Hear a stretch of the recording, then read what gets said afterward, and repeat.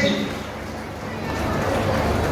কখনো আনন্দে, কখনো দুঃখে, কখনো সংগ্রামে, কখনো লড়াইতে, কখনো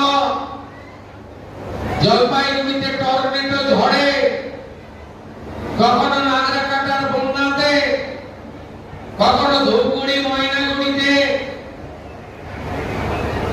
আমাদের ধূপগুড়ির বিধায়ক রয়েছেন নরেশ দা।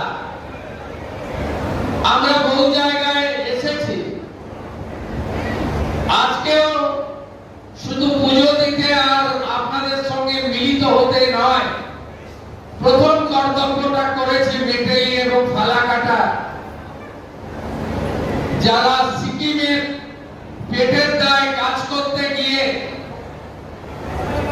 অত্যন্ত বেদনা যন্ত্রণা নিয়ে বিষাক্ত গ্যাসে মারা গেলেন ট্রেনে, তাদের পরিবারের পাশে দাঁড়াতে। কারণ আমাদের নেতা নরেন্দ্র মোদীজি বলেন সেবাই সংগঠন।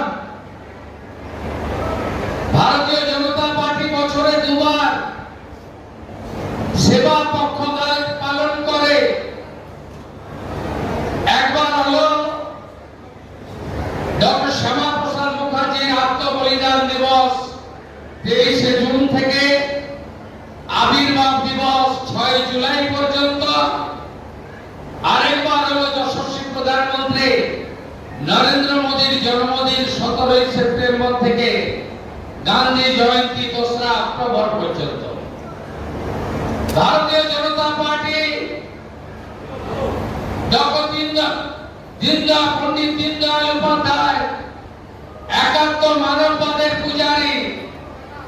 একাত্ম মানববাদ হলো ভোলে বাবা ত্রিশূলধারী। আজকে শ্রাবণ মাসের দ্বিতীয় সোমবার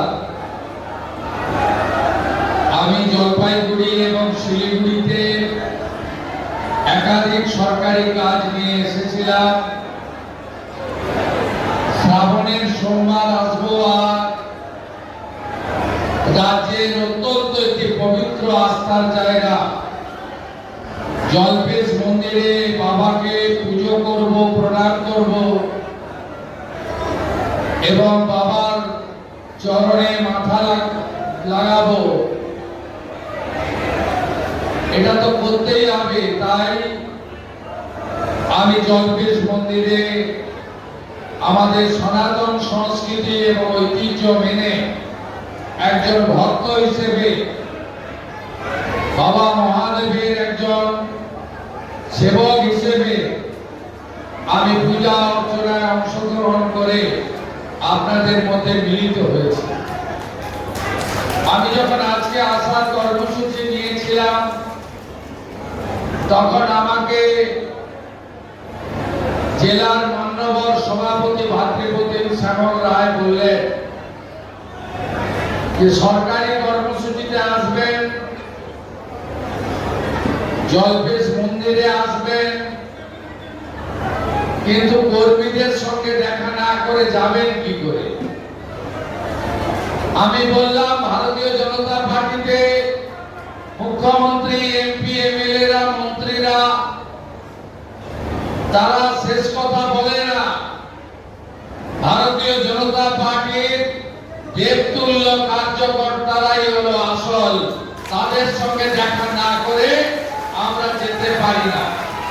সংক্ষিপ্ত ভাবে এসেছি,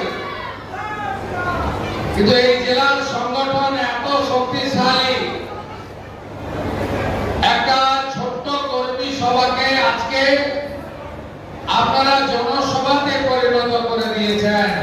এটাই জলপাইগুড়ি সাংগঠনিক জেলা বিজেপির শক্তি এবং ক্ষমতা। সঞ্চালিকা মিতালি রায়